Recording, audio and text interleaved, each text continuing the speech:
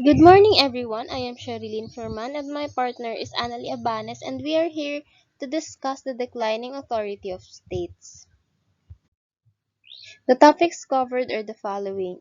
First one is the state sovereignty, second is the state market balance of power, and its subtopics are the paradox 1, 2, and 3. The third one is the neglected factor, and its subtopic are technology and finance.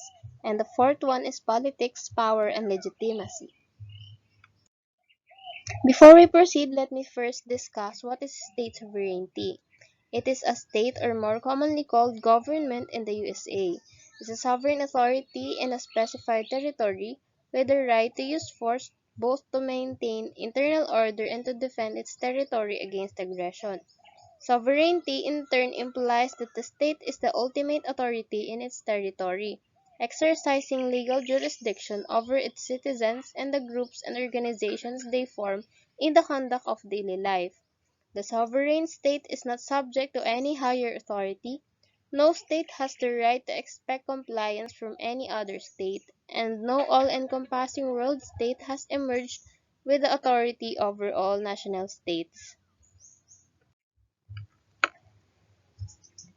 Today, it seems that the heads of governments may be the last to recognize that they and their ministers have lost the authority over national societies and economies that they used to have.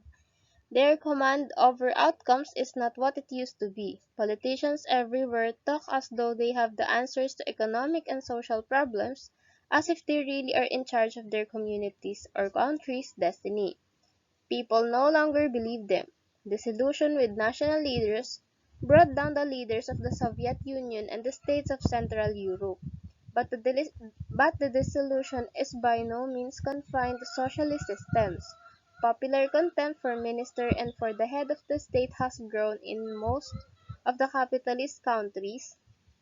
Italy, Britain, France, and the United States are leading examples. Nor is the lack of confidence confined to those in the office, such as opposition parties and their leaders are often no better thought of than those they wish to replace. In the last few years, the cartoonists and the tabloid press have been more bitter, less restrained critics of those in authority in government than at any other time this century. Although there are exceptions, or mostly small countries, this seems to be a worldwide phenomenon of the closing years of the 20th century, more evident in some places than others, but palpable enough to suggest that some common causes lie behind it.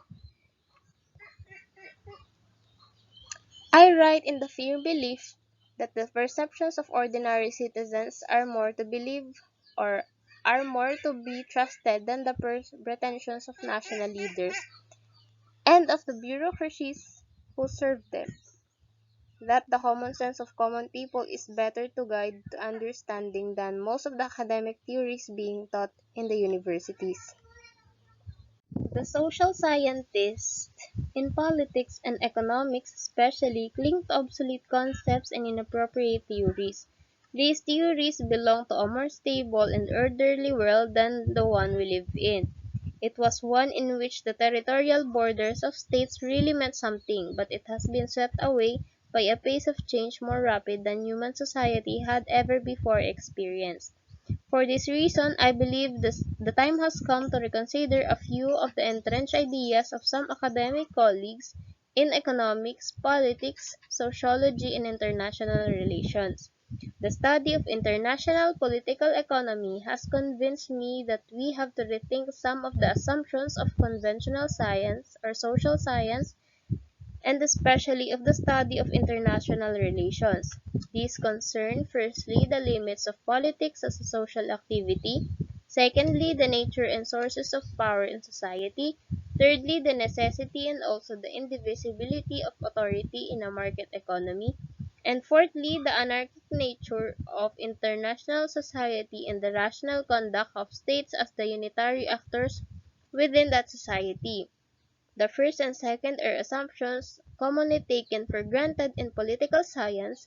The third is an assumption of much liberal or neoclassical economic science, and the last is an assumption of much so-called realist or neo-realist thinking in international relations.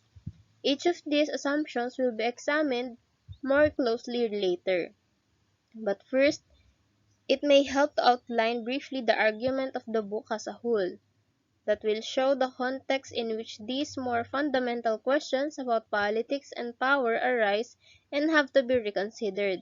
The argument put forward is that the power the argument put forward is that the impersonal forces of world markets integrated over the post-war period more by private enterprise in finance, industry, and trade than by the cooperative decisions of governments are now more powerful than the states to whom ultimate political authority over society and economy is supposed to belong. Where states were once the masters of markets, now it is the markets which on many crucial issues are the masters over the governments of states, and the declining authority of states is reflected in a growing diffusion of authority to other institutions and associations and to local and regional bodies, and in a growing asymmetry between the larger states and the structural power and weaker ones without it.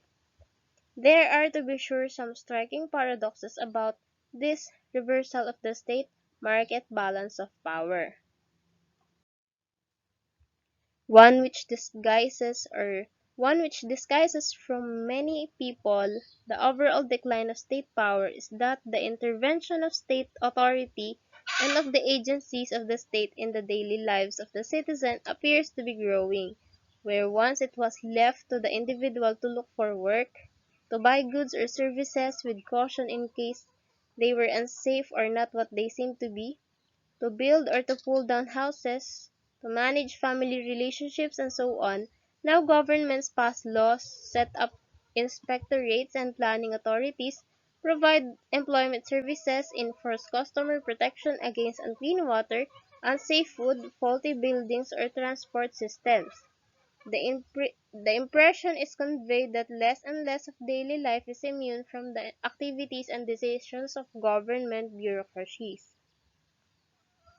That is not necessarily inconsistent with my contention that the state power is declining. It is less effective on those basic matters that the market, left to itself, has never been able to provide: security against violence, stable money for trade and investment, a clear system of law and the means to enforce it, and the sufficiency of public goods like drains, water supplies, infrastructures for transport and communications. Little wonder that it is less respected and lacks its erstwhile legitimacy. The need for a political authority of some kind legitimated either by coercive force or by popular consent, or more often by a combination of the two, is the fundamental reason for the state's existence. But many states are coming to be deficient in these fundamentals. Their deficiency is not made good by greater activity in marginal matters, matters that are optional for society and which are not absolutely necessary for the functioning of the market and the maintenance of social order. Trivializing government does not make its authority more respected. Often the contrary is true.